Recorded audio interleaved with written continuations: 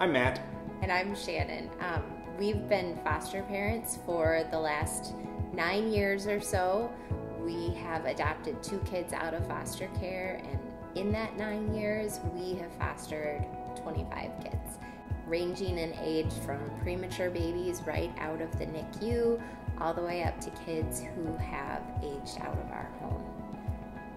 We had been trying to start our family since we had been married, and we were unsuccessful. We were having infertility issues. So when we figured that we'd always foster someday, and the coalition was doing a big ad campaign, and there were billboards all over the place, and we'd get bad news from the doctor, and there would be a radio advertisement, foster parents needed. There aren't enough homes for all of these kids, and we thought, let's find out if maybe that's something we can do now.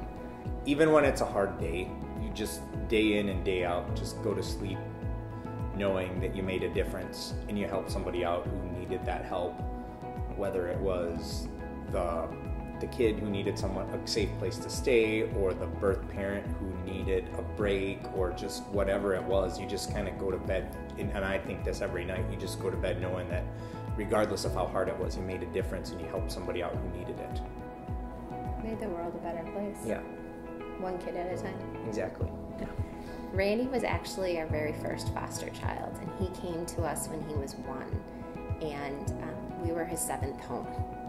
And he was only 1, which was just heartbreaking to think about.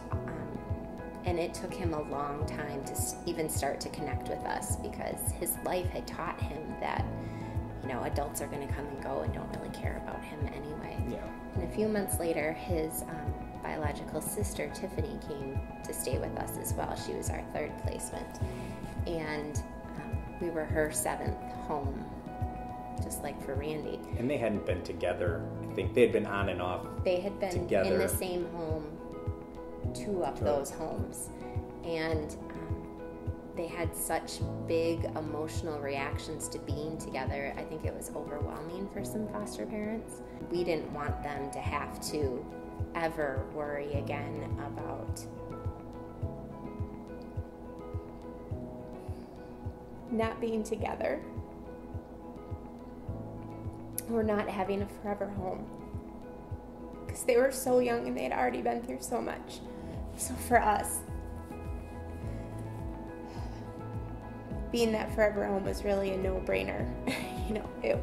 It wasn't a question. It was, how quickly can we get it done? Yeah, it was a commandment. It was a thing that we felt compelled to do just as decent human beings. And well, by that point, we'd all invested so much in each other emotionally. Yes. We just knew that we were going to do it.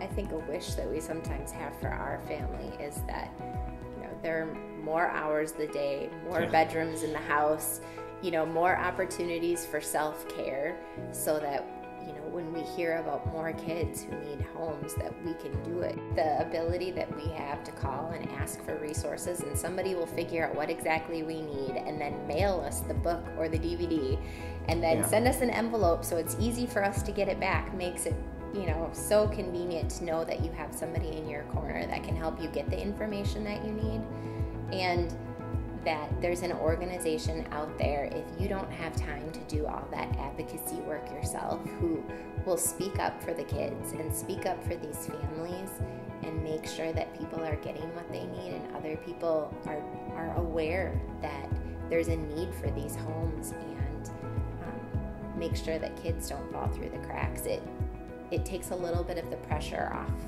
you, and you can concentrate on things one kid at a time.